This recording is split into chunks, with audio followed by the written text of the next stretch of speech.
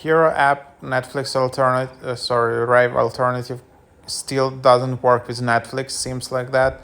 So Rave app right now is super buggy with Netflix, but there are some other apps which just wanna also to be as a app like Rave, but which just working with Netflix.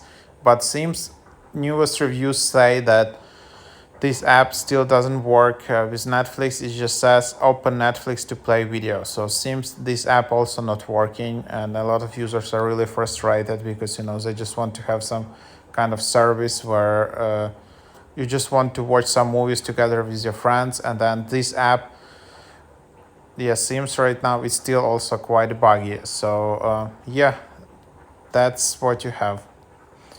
If there is some new update or if it's fixed, just leave it in the comments.